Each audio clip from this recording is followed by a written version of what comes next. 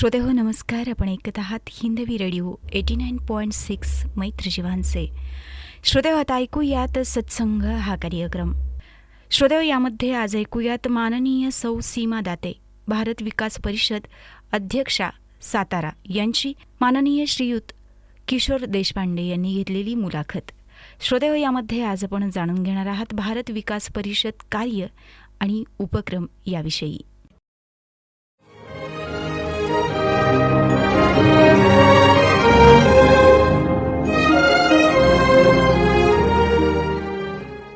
नमस्कार, वंदे मातरम. आपण आज भेटत आहोत हिंदवी रेडिओच्या सत्संग या कार्यक्रमात.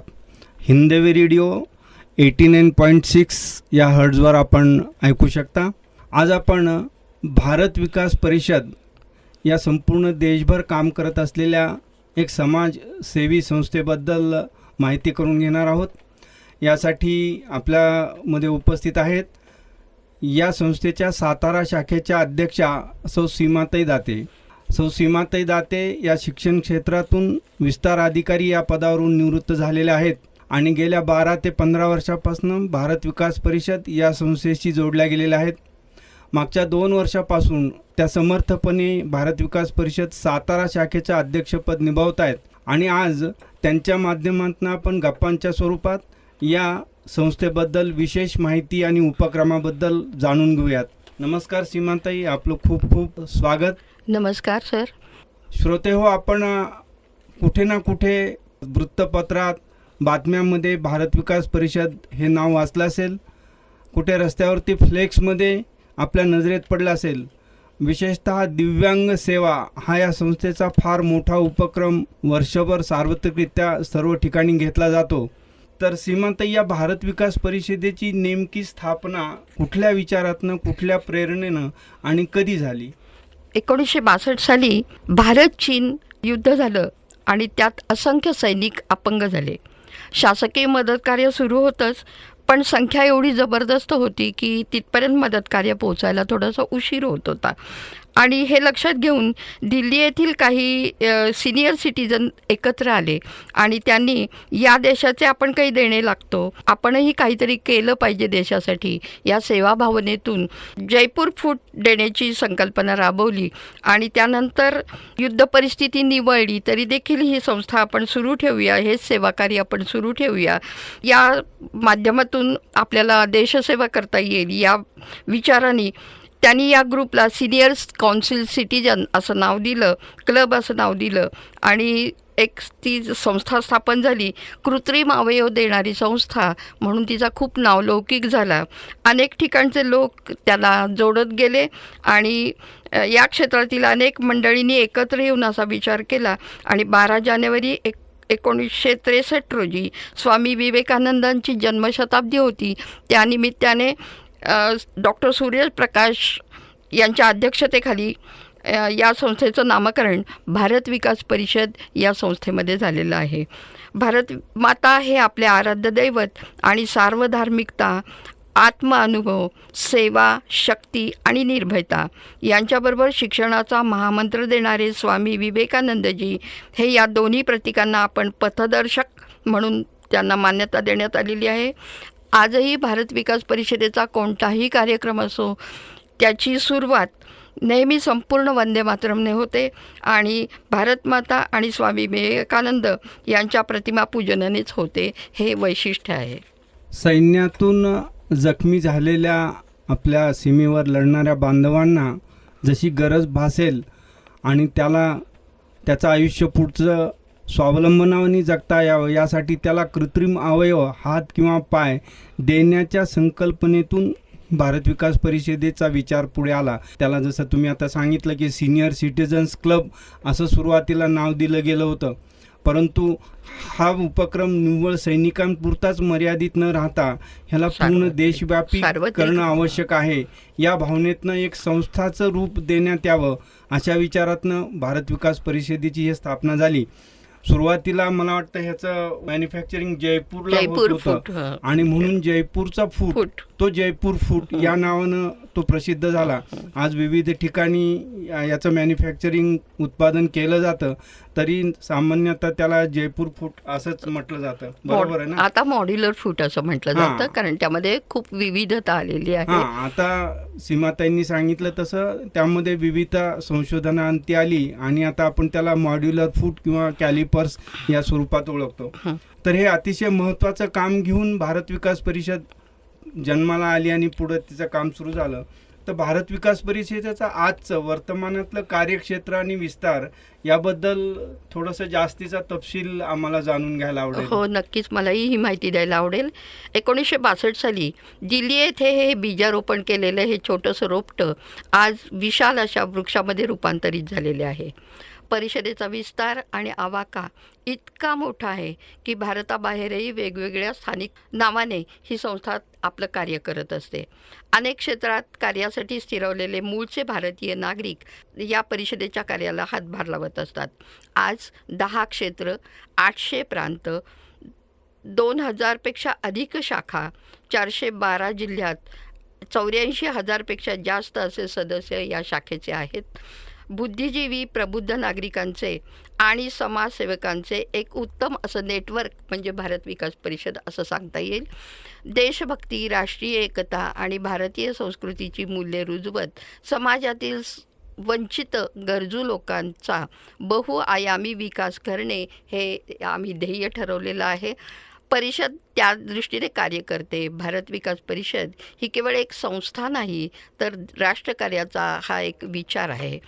सामाजिक सांस्कृतिक विकास, राष्ट्रीय एकात्मता आणि सेवाकाल यांना समर्पित एक गैर राजनैतिक स्वैच्छिक अशी ही संस्था आहे. शाखा, प्रांत, क्षेत्र आणि केंद्र अशी परिषदेची संरचना आहे. परिषदेचं लक्ष आहे स्वस्थ, समर्थ, संस्कारित भारताची निर्मिती करणे. तर सिद्धांत आहेत संपर्क, सहयोग, संस्कार, सेवा आणि समर्पण. शाखेची एक वेबसाईट पण आहे, bbpindia.com. या साईटवर संस्थेची सर्व माहिती आपल्याला उपलब्ध आहे. संपर्क, सहयोग, सेवा, संस्कार आणि समर्पण ही आपण एक परिषदेची एक पंचसूत्री आहे की ज्या आधारे आपण आपलं काम करता असं सांगितलं. ओघानच त्यातलं सुरुवातीचा आयाम म्हणजे संपर्क. तर संपर्काबद्दल आपण नेमकं काय सांगू शकाल? एक छोटीशी व्याख्या सांगते आधी. समाजातील प्रत्येक वर्गातील लोकांशी संपर्क करून त्यांच्या सहयोगातून समाजातील संस्कारी लोकांना सेवेच्या भावनेतून पुढे नेऊन समर्पण भावनेपर्यंत पोचवून आपल्या देशाचा विकास करणे म्हणजे संपर्क. या संपर्कात परिषदेची पंचसूत्री अंतर्भूत आहे.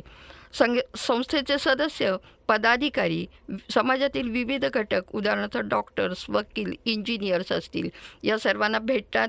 छोटे मोठे व्यावसायिक असतात त्यांना भेटतात, वंचित घटकांना भेटतात आणि या सर्वांशी संपर्क करून या सर्वांना परिषदेची ओळख आणि परिचय करून दिला जातो. विविध कार्य सांगितली जातात आणि ज्या ज्यावेळी एखादा उपक्रम असेल त्यावेळी त्यातील नामवंत मंडळींना आणि वंचित घटकातील लोकांना तिथे बोलवलं जातं आणि प्रत्यक्ष कार्य पाहिल्यावर हे लोक भारावून जातात आणि आपलं सदस्यत्व देखील स्वीकारतात.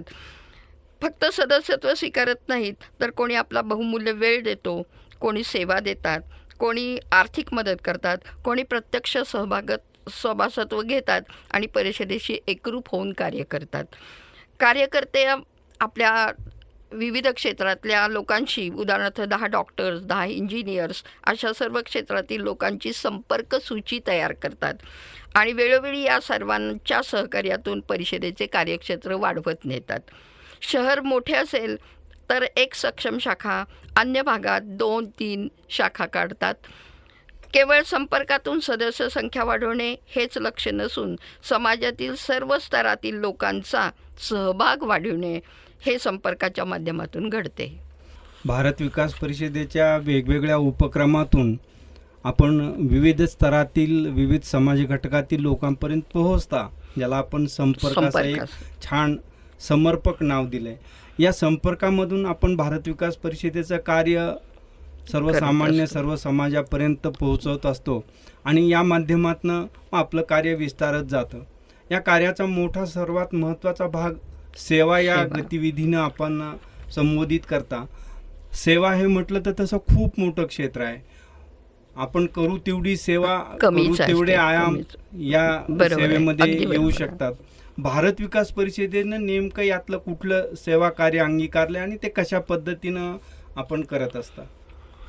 दिव्यांग सेवा ही तर भारत विकास परिषदेची आरंभापासूनची खास ओळख आहे. अभिमानाने सांगावी अशी एक गोष्ट की पश्चिम महाराष्ट्र प्रांतात पुणे येथे कृत्रिम अवयव निर्मितीचे 2 कारखाने जे भारत विकास परिषदेचे स्वतःचे आहेत. या अवयवांच्याद्वारे केवळ प्रांतातच नव्हे तर विविध राज्यामध्ये जाऊन आपण हे दिव्यांग बांधवांची सेवा करतो. 50,000पेक्षा अधिक किंमत असलेले हात किंवा पाय आपण या दिव्यांग बांधवांना मोफत देत असतो. ही फार मोठी सेवा आहे आणि हे देत असताना कुठेही उपकार करतोय ही भावना नसते, तर आपण सेवा करतोय ह्या भावनेतून हे कार्य चालू असतं. मध्यवर्ती ठिकाण निवडले जाते आणि तिथे मग पहिल्यांदा सर्व्हे केला जातो की किती अपंग भेटतील आपल्याला, किती दिव्यांग भेटतील, त्यांना काय गरज आहे त्याचा सर्व्हे केला जातो. मध्यवर्ती ठिकाण ठरवलं जातं आणि त्यानंतर पुण्यातले काही डॉक्टर्स येतात आणि मध्यवर्ती ठिकाण एकत्र येऊन त्या दिव्यांगांचं मोजमाप घेतलं जातं, त्यांच्या अवयवांचं मोजमाप घेतलं जातं आणि साधारण 1.5 महिना झाला किंवा 2 महिने झाले की हे अवयव तयार झाल्यानंतर ते अवयव प्रत्यक्ष दान करण्याचे जो कार्यक्रम असतो त्यावेळीही पुन्हा पुण्याची टीम येते आणि दिव्यांग बांधवांना हे मॉड्युलर फूट किंवा हेल्पिंग हँड ज्याला आपण म्हणतो की प्रत्यक्ष वस्तू उचलण्यापर्यंत हा हात कार्य करू शकतो, मूठ बंद करू शकतो किंवा हात उघडून प्रत्येक काम करू शकतो. अशा तऱ्हेचे अनेक उपक्रम कॅलिपर्स देतो आपण. त्याशिवाय दिव्यांगांना बसण्यासाठी लागणारी जी खुर्ची चेअर तीही आपण देऊ करतो. याशिवाय आरोग्य क्षेत्रामध्ये रक्तदान असेल, नेत्रदान असेल, दात, मुख, डोळे यांची सुद्धा तपासणी आपण शाळांमधून जाऊन करतो. थोडक्यात दिव्यांगांच्या संदर्भातला काम आपण शिबिरे आयोजित करून करता करतो, असं एक हो. साधारणतः आपल्या सांगण्याचा एक सारांश आहे. सीमाताईंनी सांगितलं तसं संस्थेच्या वेबसाईटवर आपण जर गेलात तर आपल्याला याविषयीची सविस्तर माहिती मिळेल की वर्षभरामध्ये किती शिबिरे आयोजित केली, येणाऱ्या कालावधीमध्ये किती शिबिरे कोणत्या कोणत्या ठिकाणी आयोजित केलेली जात आहेत आणि त्या ठिकाणी ज्यांना गरज आहे असे दिव्यांग बांधव कशा पद्धतीने संपर्क करून या सुविधेचा, या सेवेचा लाभ घेऊ शकतात. सीमाते, आपण फक्त शिबिरातनंच लोकांपर्यंत पोहोचतो का? जर एखाद्याला कुणाला शिबिराव्यतिरिक्तही गरज असेल तर तो आपली ही मदत घेऊ शकतो? त्यासाठी त्याला फक्त पुण्याला जावं लागतं आणि पुण्याच्या कारखान्यामध्ये मोजमाप द्यावं लागतं किंवा जे काही त्याची शंका आहे मनातली ती तिथे जाऊन निरसन केली जाते. तर पुण्यामध्ये भारत विकास परिषदेच्या माध्यमातून चालवली जाणारी 2 केंद्र आहेत. आपण भारत विकास परिषदेच्या कुठल्याही पदाधिकाऱ्याशी संपर्क करून त्या क्षेत्रापर्यंत पोहोचलात तर अगदीशय दुर्गम ग्रामीण भागातला सुद्धा दिव्यांग बंधू या सेवेचा लाभ घेऊ शकतो. नुसतं त्याला कृत्रिम हात किंवा कृत्रिम पाय दिला जातो असं नाही, तर त्यानंतरची जी काय आवश्यकता असतील, त्यांचं शंका समाधान असेल, त्यांना उपयोग करताना येत असणाऱ्या अडचणी असतील किंवा कालावधीने 1 वर्ष 2 वर्षानंतर जर तो दिला गेलेला अवयव खराब झाला तर त्यामध्ये दुरुस्ती केली जाते. दुरुस्ती शक्य नसेल तर रिप्लेसमेंट म्हणजे नव्याने दुसरा अवयव त्याला दिला जातो. अगदी बरोबर. अशा पद्धतीचं हे अतिशय उपयोगी काम आपलं दिव्यांग सेवा या माध्यमातून चालतं. या व्यतिरिक्त आपण मगाशी म्हणालात की ज्येष्ठ नागरिकांचे असतील, विद्यार्थ्यांचे असतील, आपण नेत्र तपासणी घेता, महिलांची आणि बालिकांची हिमोग्लोबिनच्या तपासण्या घेता, रक्तदान शिबिरे सुद्धा आपल्या माध्यमातून आयोजित केली जातात. या व्यतिरिक्त ज्याला सेवा म्हणता येईल अशा काही इतर क्षेत्रात आपले उपक्रम चालू असतात? हो, नक्कीच. आदिवासी कल्याण हा जो प्रकल्प आहे आमचा, यात आश्रमशाळांना आपण गरजेनुसार मदत करतो, गणवेश वाटप करतो. अभ्यासिकांसाठी शैक्षणिक किट दिलं जातं. ते स्वाध्यायासाठी मुलं वापरू शकतात. जिथं मुलांना शाळेव्यतिरिक्त मार्गदर्शन मिळत नाही अशा ठिकाणी ही किट वापरली जातात. दिवाळी फराळ हा असाच एक मोठा प्रोग्राम आहे की आदिवासी या मुलांना दिवाळीच्या आधी कारखान्यामध्ये दिवाळीचा फराळ केला जातो आणि दिवाळीच्या 2 दिवस आधी या विद्यार्थ्यांपर्यंत पोहोचवला जातो की जेणेकरून त्यांची दिवाळी गोड व्हावी. ही योजना खूप मोठ्या प्रमाणात सुरू असते. जनजातीची वस्ती असेल तर तिथं आरोग्यसेवा, कपडे, भांडी वाटपही आपण परिषदेच्या माध्यमातून करत असतो. महिला एवं बालविकास हा आमचा एक मोठा विभाग आहे आणि याच्या माध्यमातून युवती आणि महिलांचं हिमोग्लोबिन त्याची तपासणी करतो. कारण स्त्रिया ज्या असतात त्या स्वतःकडे लक्ष देत नाहीत. कुटुंबामध्ये इतक्या रंगलेल्या असतात की त्यांना स्वतःच्या आरोग्याची काळजी घेता येत नाही आणि बऱ्याच वेळा हिमोग्लोबिन कमी होतं ते लक्षात येत नाही आणि त्यामुळे अनेक रोगांना आमंत्रण होतं. यासाठी महिला आणि तरुणी यांचा आपण हिमोग्लोबिन तपासणी करतो. कर्करोग हा सार्वत्रिक आढळणारा आत्ताचा मोठा रोग मानला जातो. त्याच्या संबंधात मौखिक आणि स्तनाचा कर्करोग याचा आपण प्राथमिक शिबिर घेतो. तज्ज्ञ डॉक्टर तिथे तपासणी करतात आणि मार्गदर्शनाद्वारे तुम्हाला यातली काही लक्षणं आढळतात का असा संपर्क साधतात आणि ज्या व्यक्तींना संपर्काच्या माध्यमातून काही मदत हवी असेल तर ते डॉक्टर्स तिथे आपल्याला मदत करतात. सरळ सामूहिक विवाह हा एक मोठा प्रोग्राम असतो. हाही उपक्रम अनेक शाखा घेत असतात. पर्यावरणासंबंधी जनजागृती, वृक्षारोपण असेल, सीडबॉल निर्मिती असेल, असे अनेक उपक्रम आपले सुरूच असतात. सेवा म्हणून ते आपण करतो. भूकंप असेल, अपघात असेल, भूस्खलन असेल, अतिवृष्टी असेल, दुष्काळ असेल, अशा आपत्तीजन्य परिस्थितीतसुद्धा परिषद सेवा देत असते आणि हे सेवेचं कार्य अतिशय निरपेक्ष भावनेने भारत विकास परिषद करीत असते. समाजातील विविध घटक, मग ते वंचित घटक असतील, आदिवासी असतील, महिला असतील, बालिका असतील, ज्यांना ज्यांना म्हणून जिथे जिथे जी जी गरज आहे तिथंपर्यंत पोहोचणं हे साधारणतः भारत विकास परिषदेचं कार्यक्षेत्र आहे. आपण ही सेवा ज्या वेळेला देतात त्यावेळेला आपण आपल्याशी जोडलं जायचं असेल, आमच्या श्रोत्यांना हे ऐकून इच्छा झाली की आपणही याच्याशी जोडलं जावं, तर ते या विविध उपक्रमामध्ये कोणत्या पद्धतीनं आपल्याशी सहभाग करू इच्छितात ते जरा विस्तारानं सांगितलं तर श्रोत्यांना आणखी उपयोग. आमच्या प्रत्यक्ष कार्यामध्ये तर तुम्ही येऊ शकता, पण प्रायोजकत्वही आपण घेऊ शकता. ज्यांना वेळ देता येणं शक्य आहे त्यांनी आपला वेळ द्यावा. ज्यांना आर्थिक मदत करायची आहे त्यांनी आर्थिक मदत करावी आणि स्वयंसेवी भावनेने हे कार्य आपण कोणीही करू शकता. जरूर आपण सहभागी व्हा. जसं मगाशी सीमाताईंनी सांगितलं की दिवाळी फराळ हा एक त्यांचा फार मोठा उपक्रम आहे की दिवाळीपूर्वी साधारणतः 1 महिन्यापासून याची तयारी चालते, सुरू असते. आणि बरोबर आहे, अगदी बरोबर. आणि मग आदिवासी विद्यार्थी असतील किंवा सीमेवर लढणारे सैनिक असतील त्यांच्यापर्यंत हा दिवाळीचा फराळ प्रत्यक्ष दिवाळीच्या दिवशी पोहोचेल असं सगळं एकंदरीत नियोजन केलं असतं. जातं. मग त्यामुळे श्रोत्यांपैकी आपल्याला जर सहभागी व्हायची इच्छा असेल तर आपण त्या पद्धतीने दिवाळीपूर्वी जर भारत विकास परिषदेची संपर्क केला तर आपणही आपलं योगदान देऊ शकता, जेणेकरून आपली दिवाळी या आदिवासी मुलांबरोबर साजरी होईल, आपल्यासाठी सीमा रक्षण करणाऱ्या सीमेवरच्या सैनिकांबरोबर सुद्धा साजरी होईल. महिला आणि बाल विकासामध्ये आपण सांगितलं की हिमोग्लोबिनची तपासणी आपण करता, तर याबद्दलचा आपला काय अनुभव आहे की साधारणतः आपण शाळांमध्ये जाता, ग्रामीण भागामध्ये जाता आणि मग काय आढळतं आणि मग त्यासाठी आपण पुढे काय करतो? ठीक आहे. आम्ही ज्यावेळी शाळांमध्ये जातो त्यावेळी मुलांचं हिमोग्लोबिन तपासताना एक लक्षात येतं की 7च्या आतसुद्धा हिमोग्लोबिन आहे आणि ही अतिशय धोकादायक गोष्ट आहे. कमीत कमी 8 हिमोग्लोबिन असलंच पाहिजे.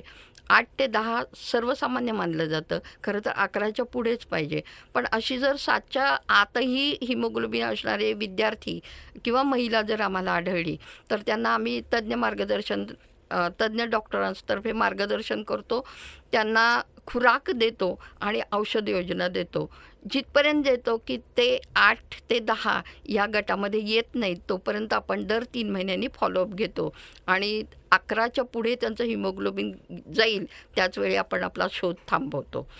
या दृष्टीने महिला जागरूक राहतात आणि काय रोजच्या आहारामध्ये बदल केले पाहिजे. उदाहरणार्थ अगदीच सोपी गोष्ट की निर्लेपमध्ये करू नका. तुम्ही लोखंडाच्या कढईमध्ये अन्न शिजवा, लोखंडाचा तवा वापरा, जेणेकरून आयर्न तुमच्या पोटात जाईल.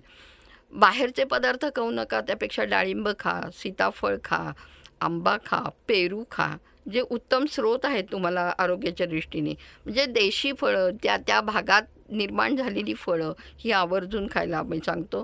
त्याशिवाय खजूर आणि गूळ शेंगदाण्याचे लाडू आम्ही खायला सांगतो. जे साधी गोष्ट आहे, घरामध्ये उपलब्ध आहे, पण गृहिणी त्याकडे दुर्लक्ष करतात आणि पिझ्झा बर्गर मागवतात. तर ते सोडून सगळे देशी आणि घरात मिळणारे पदार्थ खावेत, जेणेकरून हेमोग्लोबिनची तपासणी करताना आपल्याला कमतरता आढळणार नाही. दोन महत्त्वाच्या गोष्टी आता आपल्या या गप्पात लक्षात आल्या सीमाताई. एक म्हणजे आत्ता अजूनही ग्रामीण भागामध्ये शालेय विभागामध्ये मुलींचं हिमोग्लोबिन 7 इतकं कमी आढळू शकतं की जे त्यांच्या आरोग्यासाठी अतिशय ते शहरी चिंताजनक भागात आहे. उलट जास्त आहे, कारण बाहेरचे खाद्यपदार्थ खूप खातात आणि जे नकोय ते खातात आणि पाहिजे ते खात नाहीत.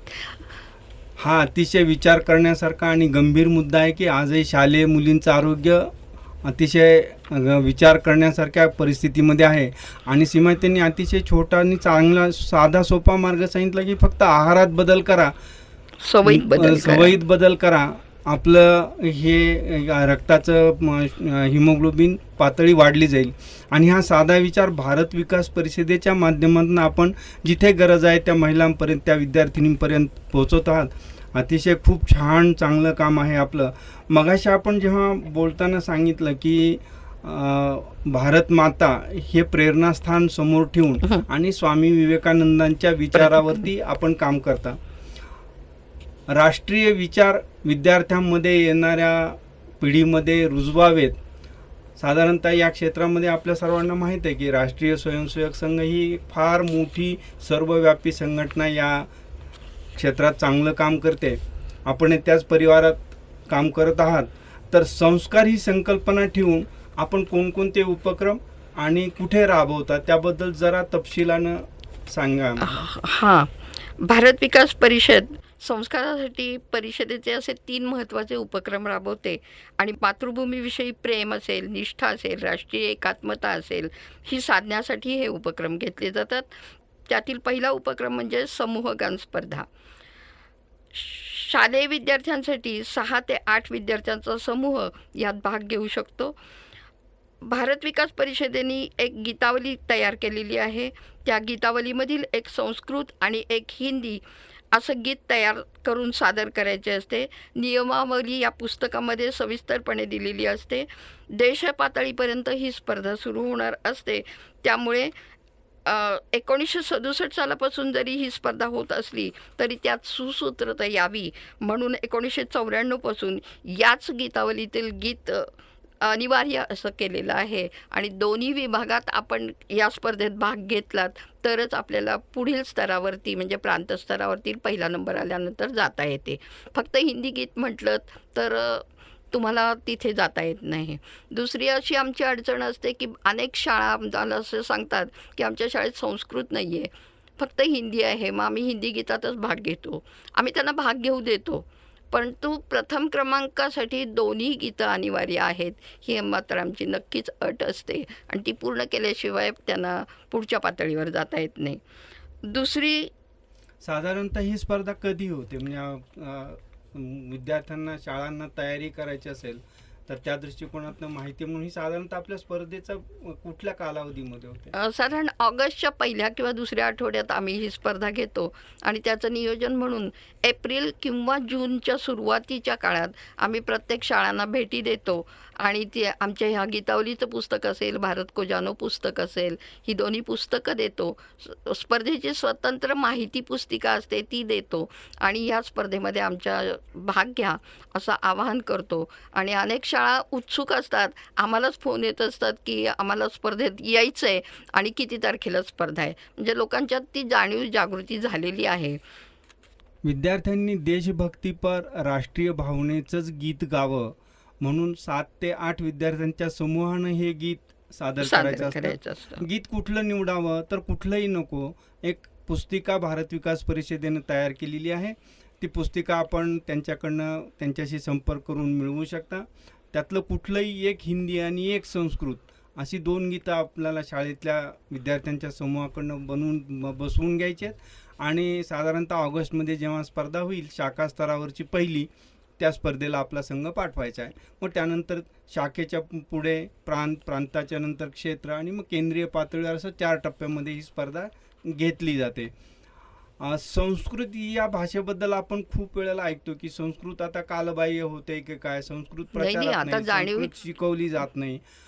मग संस्कृत विद्यार्थ्यांपर्यंत पोहोचावी, संस्कृतमध्ये विद्यार्थ्यांची रुची निर्माण व्हावी यासाठी विशेष आग्रह धरून एक संस्कृत गीत कंपल्सरी किंवा त्यामध्ये अनिवार्य केलेलं आहे.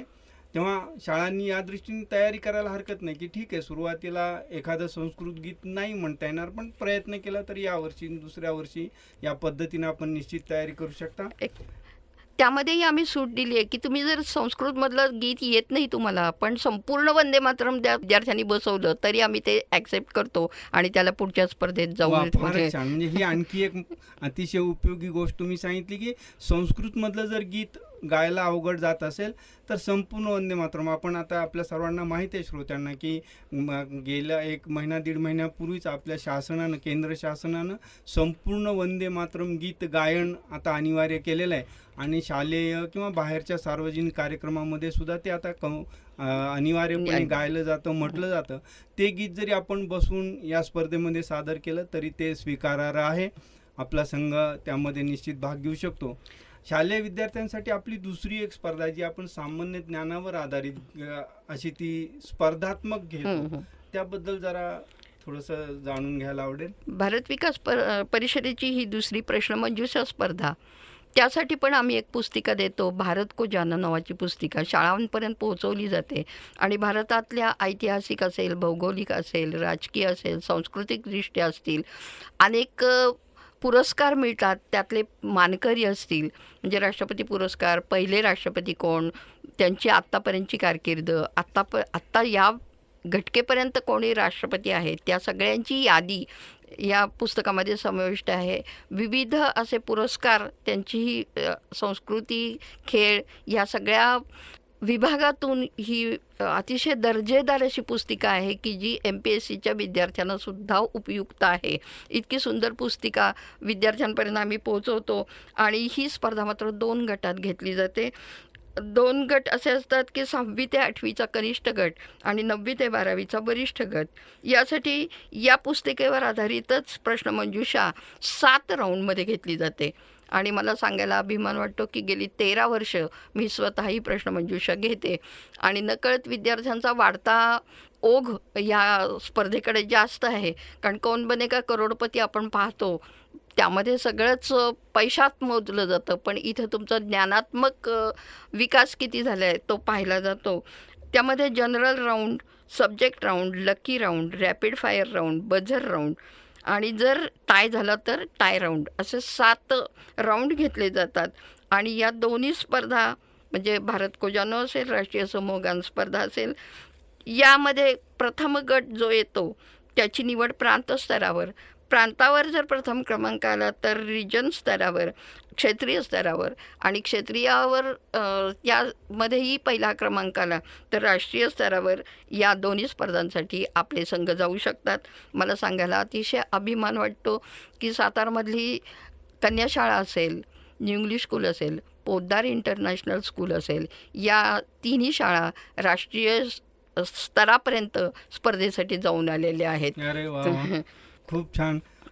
सातारासारख्या पश्चिम महाराष्ट्राला एक साधारण एक जिल्हाचा असणाऱ्या गावाचा संघ केंद्रीय पातळीपर्यंत, देश पातळीपर्यंत या माध्यमातून जाऊ शकतो किंवा पूर्वी गेलेला आहे. खूप छान उपक्रम आहे हा. आपण साधारण बघतो आता की शालेय विद्यार्थ्यांचं त्यांचं विशेष विषयात मला स्कोरिंग पाहिजे, मला अमुक क्षेत्रात ॲडमिशन पाहिजे, त्यासाठीचा अभ्यास असेल, परंतु सामान्य ज्ञान असं बघितलं तर फार कमी असतं. पुष्कळदा आपल्याला असे विचित्र अनुभव येतात की विद्यार्थ्यांना भारत देशाबद्दलच्या साध्या साध्या गोष्टींची पण माहिती नसते. त्यामुळे भारत देशाचं विविध क्षेत्रातलं असणारं सामान्य गोष्टींबद्दलची माहिती असणारं एक पुस्तक भारत विकास परिषदेनं तयार केलेले, त्या पुस्तकावर आधारित ही प्रश्नमंजुषाची स्पर्धा असते. या निमित्तानं मी सर्व शाळांच्या प्रमुखांना आवाहन करेल की या दोन्ही स्पर्धांमध्ये आपण आवर्जून आपले संघ पाठवत जा. विद्यार्थ्यांवरती राष्ट्रीय विचारांचं थोडंसं रोपण करता यावं या हेतूनं भारत विकास परिषद या क्षेत्रात काम करते.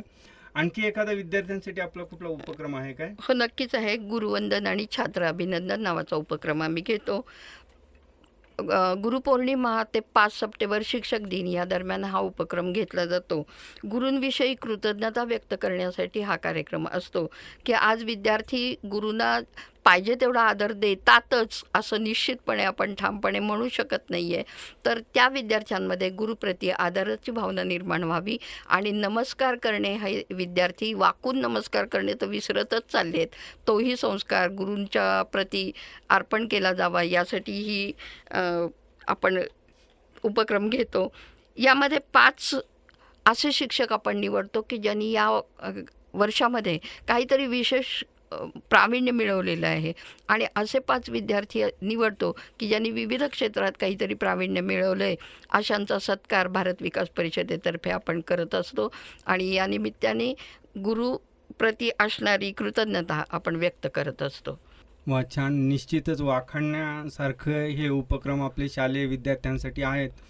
मगाचपासून आपण ऐकतोय की दिव्यांग बंधू असतील, महिला असतील, बालिका असतील, आदिवासी क्षेत्रातली मुलं असतील, ज्येष्ठ नागरिक असतील किंवा आता शालेय विद्यार्थी या विविध समाज घटकांसाठी आपण हे काम करत आहात आणि 2000वरून जास्त शाखा संपूर्ण भारतभर आणि काही शाखा भारताबाहेरसुद्धा आपल्या काम करत आहेत.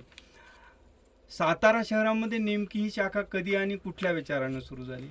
दिव्यांग बांधव कॅम्पसाठी पुण्याहून काही व्यक्ती सातारला आलेल्या होत्या. तेथील काही लोकांना त्या भेटल्या आणि त्यातून परिषदेच्या कार्याची सातारमध्ये ओळख सुरू झाली. मग आपल्या सातारच्या शहरातही अशी संस्था असावी ही संकल्पना पुढे आली. आदरणीय गिरीशभाई दोशी हे जे आता रिजनल जनरल सेक्रेटरी आहेत आणि उद्योजक सुभाषबाई दोशी असतील, कैलासवासी अनिलजी वाळिंबे असतील, कैलासवासी शहा सर असतील, कैलासवासी घोरपडे सर असतील, यांनी पुढाकार घेत सातारा शाखेची 1 मे 1999ला स्थापना केली आणि उद्घाटनाला राष्ट्रीय नेते माननीय दत्ताजी चितळे स्वतः उपस्थित होते. त्यांनी लावलेले हे रोपटे आज रौप्य महोत्सवी वर्ष पार करून बहरले आहे. 12व्या वर्षी तपपूर्ती नावाचा अंक त्यांनी आपण प्रकाशित केलेला होता आणि आज आपण रजत महोत्सवी अंक काढत आहोत. यात 25 वर्षाचा चढता आलेख आपल्याला नक्कीच पाहायला मिळेल. राष्ट्रीय स्तरावरून येणारे अनिवार्य कार्यक्रम तर शाखा घेतेच, पण इतरही स्वतःचे असे वैशिष्ट्यपूर्ण उपक्रम सातारमध्ये सातत्याने राबवले जातात. उदाहरणार्थ संस्कार शिबिर असेल, आपण गेली 3 वर्ष 5 दिवसांचं संस्कार शिबिर, मोठी सुट्टी उन्हाळ्याची असेल किंवा दिवाळीची असेल त्याच्या आधी किंवा नंतर घेतो. पर्यावरणपूरक कार्यक्रम आपण राबवतोच, सीड बॉल निर्मिती करतो आहे किंवा वृक्षारोपण करतो आहे. पण यंदा आम्ही एक महत्त्वाकांक्षी प्रकल्प घेतला आहे, तो म्हणजे खिंडीतील गणपती परिसर हा साताऱ्यातला अतिशय ऐतिहासिक असा परिसर आहे आणि त्या परिसरात मोठ्या प्रमाणात वननिर्मिती करण्याची ही संकल्पना आम्ही यंदा घेत आहोत आणि त्याची सुरुवातही झालेली आहे. कोरोनाच्या काळातही पोलीस विभागाला औषधं आपण दिली, आर्थिक मदत केली. गरीब वस्तीत त्यावेळी कोणीही जात नव्हते अशा ठिकाणी आपण धान्य वितरण केलेलं आहे. पूरग्रस्तांना ही मदत आपण वेळोवेळी करतच असतो. जिल्हाधिकाऱ्याला यासाठी आपण चेक देत असतो. यंदा तर न्यू इंग्लिश स्कूल सातारा आणि कोरेगाव येथे 2 दिव्यांग बांधवांसाठी कॅम्प आपण आयोजित केलेले होते आणि आणखीन एक आदराने सांगावा असा एक उपक्रम की स्थायी प्रकल्प म्हणून आपण निसर्गोपचार केंद्र मार्गदर्शन असं एक केंद्र सुरू केले. डॉक्टर सुधीर जोशी जे आता उपाध्यक्ष आहेत ते हे केंद्र चालवतात. असे खूप उपक्रम आहेत. वेळेच्या अभावी सर्वांचाच नामोल्लेख करणे शक्य नाही, पण शाखा विविध उपक्रम राबवत असते. मग अशी सुरुवातीला सांगितलं की 1999मध्ये आपली शाखा सातारामध्ये स्थापन झाली. मी साधारणतः एक 25 वर्ष 25 वर्ष आपल्या झाले. कार्याला उलटून गेली आहेत. म्हणजे आपलं हे रौप्य महोत्सवी वर्ष आहे असं आपण होऊन म्हणतो. गेलं, म्हणजे संपलेलं. 25 वर्षापासून आपण या पद्धतीचं काम सातारा शहर आणि परिसरात करत आहात. आपली शाखा अतिशय उत्कृष्टपणे काम करत आहे. आपले महत्त्वाचे सेवा प्रकल्प जे आहेत की जसं आपण मगाशी सांगितलं की दिव्यांग बंधूंना सहायता या पद्धतीचं आपलं आणि इतर सेवा प्रकल्प असतील. तर रौप्य महोत्सवी वर्ष आपलं आता पूर्ण झालं आहे, पण तरीही आपण त्या संदर्भात काम करत आहात. तर या वर्षीचे म्हणजे आता येणाऱ्या वर्षाचे आपलं सातारा शाखेचं काय नियोजन आहे? आधी झालेलं कार्य सांगते. दिव्यांग बांधवांना कृत्रिम अवयव देणे ही भारत विकास परिषदेची ओळख आहेच. हा प्रकल्प प्रत्येक शाखा राबवते, परंतु संपूर्ण प्रांताने एकत्रितपणे कार्य करत एक इतिहास घडवला आहे. पश्चिम महाराष्ट्र प्रांताने इतकं मोठं कार्य केलं आहे की या कार्याची गिनीज बुक ऑफ वर्ल्ड रेकॉर्डमध्ये नोंद झालेली आहे. मोजमाप शिबिरामध्ये एकाच दिवशी 1200 लोकांचे तपासणीसह मोजमाप झाले आणि प्रदान कार्यक्रमादिवशी 975 दिव्यांगांना अवयव प्रदान झाले. हा गिनीज बुक रेकॉर्ड झालेला आहे. आणि ह्या मोजमाप शिबिराला सरसंघचालक मोहनजी भागवत उपस्थित होते. तर गिनीज बुक ऑफ वर्ल्ड रेकॉर्डचं सर्टिफिकेट प्रदान करण्यासाठी महाराष्ट्र राज्याचे मुख्यमंत्री देवेंद्रजी फडणवीस प्रत्यक्ष उपस्थित होते. भारत विकास परिषदेच्या पश्चिम महाराष्ट्र प्रांतासाठी हा गौरवशाली क्षण होता. वनवासी कल्याणाचे विविध उपक्रम आपण घेतोच, मगाशीच त्याची अनेक उदाहरणं मी तुम्हाला दिलेली आहेत. स्थानिक गरजेनुसार काही सेवा प्रकल्प आपण घेत असतो. उदाहरणार्थ निर्मल वारी, यात वारकऱ्यांची सेवा करणे, अगदी वारकऱ्यांच्या आरोग्यासह त्यांचे तेल लावून पाय चेपून देण्याचं कार्यसुद्धा आमचे हे सभासद करत असतात. अशा काही शाखा, त्यात पंढरपूर शाखा असेल किंवा बार्शी शाखा असेल, कारण त्यांच्या भागातच ही वारी जाते. त्यावेळी निर्मल वारी, शौचालयाचा वापर करा, अन्नदान. तर आपण अनेक शाखा, पुणे शाखा असतं, पुण्यातल्या विविध शाखा असतील, उपासाचे पदार्थ असतील. आम्हीही काही वेळा सातारा जिल्ह्याच्या सीमेवरती जाऊन अशा तऱ्हेचं अन्नदान केलेलं आहे. मोबाईल चार्जिंग करण्याचं सुद्धा छोटीशी सेवा आपण करत असतो. या खाद्यपदार्थांशिवाय अनेक लोकांना काहीतरी गरज असते, अगदी किरकोळ असते, पण ते सुद्धा आमचे स्वयंसेवक तिथे जाऊन सेवा देतात. जेथे कमी तेथे आम्ही, आणि सेवेची हमी ही उक्ती 100% आपल्या परिषदेला लागू होते. सेवा करत असताना समोर जी गरज असेल त्याला उपयोगी पडायची ती सेवा द्यायची, या एका ओळीत आपण आपलं ह्या सर्व पद्धतीचं काम करत असतात. आपण अतिशय गौरवाचा उल्लेख केला की दिव्यांग बंधूंची वर्षभर सेवा करत असताना एक क्षण असा कधीतरी येतो की आपल्यालाही वाटतं की कुठेतरी या कामाची समाजाला नजरेत येण्यासाठी का होईना म्हणून नोंद व्हावी. आणि असं एक मोठं ऐतिहासिक काम आपल्या पश्चिम महाराष्ट्र प्रांताने केल्याचं आपण सांगितलं की एका दिवशी जास्तीत जास्त दिव्यांग बांधवांना कसं तपासणी करून हे कृत्रिम अवयव देता येतील. आणि त्याची संख्या एवढी मोठी होती की त्या संदर्भातलं जे गिनीज रेकॉर्ड असेल ते क्रॉस करून आपण आता हे नवीन आपलं रेकॉर्ड तिथे नोंद झालेलं आहे. आपले आणि भारत विकास परिषदेचे याबद्दल खूप खूप अभिनंदन. धन्यवाद सर. श्रोतेहो, आपण मगाचपासनं ह्या भारत विकास परिषदेच्या विविध क्षेत्रातील कार्यासंबंधात ऐकत आहात. सीमाते, मग ह्या कार्यामध्ये जर आम्हाला जोडून घ्यायचं असेल तर श्रोत्यांसाठी म्हणून आपण काय सांगू शकतो? भारत विकास परिषदेचं कार्य हा एक जगन्नाथाचा रथ आहे. अव्याहतपणे हे कार्य सुरूच आहे. जास्तीत जास्त युवतींनी, नागरिकांनी आणि ज्येष्ठ नागरिकांनी परिषदेच्या कार्यात स्वतःला जोडून घ्या. सदस्यत्व स्वीकारा, आणि ते शक्य नसेल तर वेळ द्या. तेही शक्य नसेल तर आर्थिक प्रायोजक तुम्ही बनू शकता आणि उपक्रमांना हातभार लावू शकता. आज सर्वांच्या सहकार्याने ही शाखा नवनवीन उपक्रम अधिक प्रभावीपणे करते, त्याला अधिक चालना मिळेल. राष्ट्रीय कार्य करण्याची आणि समाज ऋण फेडण्याची ही एक सुसंधी आहे. या संधीचा जास्तीत जास्त लोकांनी, विशेषतः तरुण वर्गाने, मी पुन्हा पुन्हा तिथे जोर देते की रे आम्ही कार्य करतोच, पण तरुण वर्ग यात समाविष्ट झाला तर भारताची उन्नती लवकर साधली जाईल. यासाठी या परिषदेच्या कार्याला प्रत्यक्ष सहभागी त्यांनी व्हावं, सभासदत्व घ्यावं आणि अन्य मार्गानेही परिषदेशी स्वतःला जोडून घ्यावं आणि राष्ट्रकार्यासाठी पुढे यावं. आपण भारत विकास परिषदेच्या संपर्कात या, भारत विकास परिषदेचं काम बघा, त्यातलं जे आपल्याला आवडेल, जे रुचेल त्या क्षेत्रामध्ये त्यांच्याबरोबर काम करायला सुरुवात करा. आपला सहयोग द्या, शक्य असेल तर आर्थिक मदत करा, एखाद्या विशेष कार्यक्रमाचं प्रायोजकत्व घ्या. पण कुठल्याही निमित्तानं का होईना आपण या अतिशय चांगलं काम करणाऱ्या संस्थेशी जोडलं जा, असं या निमित्तानं मी आपणाला आवाहन करेन. आपल्याला या संबंधात जर अधिक माहिती हवी असेल, भारत विकास परिषदेशी जोडलं जायचं असेल, तर सध्या भारत विकास परिषदेच्या सातारा शाखेच्या अध्यक्षा म्हणून ज्या काम करतायत त्या सौ सीमाताई दाते, त्यांचा संपर्क क्रमांक आहे 98 90 89 94 98. आणि सचिव श्री प्रकाशजी बडतरे, त्यांचा संपर्क क्रमांक आहे 99 21 99 16 06. दोघांचे नंबर मी परत एकदा आपल्या सोयीसाठी सांगतो. अध्यक्षा सौ सीमाताई दाते, संपर्क क्रमांक 98 90 89 94 98. आणि सचिव श्री प्रकाशजी बडतरे 99 21 99 16 06.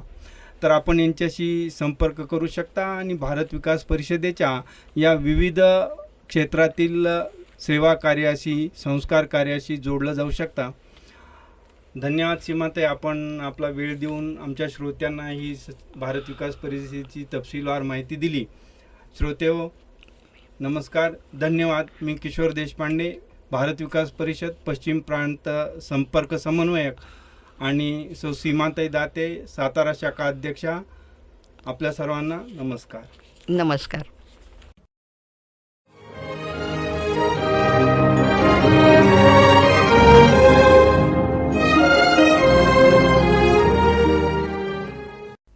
श्रोतेहो, आत्ताच आपण आनंद घेतलात सत्संग या कार्यक्रमाचा. यामध्ये आज आपण ऐकलीत माननीय सौ सीमा दाते, भारत विकास परिषद अध्यक्षा सातारा, यांची माननीय श्रीयुत किशोर देशपांडे यांनी घेतलेली मुलाखत. श्रोतेहो, यामध्ये आज आपण जाणून घेतलं भारत विकास परिषद कार्य आणि उपक्रम याविषयी. तर श्रोतेहो, आजच्या सत्संगच्या भागात इथेच थांबूयात. पुन्हा भेटूयात सत्संगच्या पुढील भागात. तोपर्यंत नमस्कार.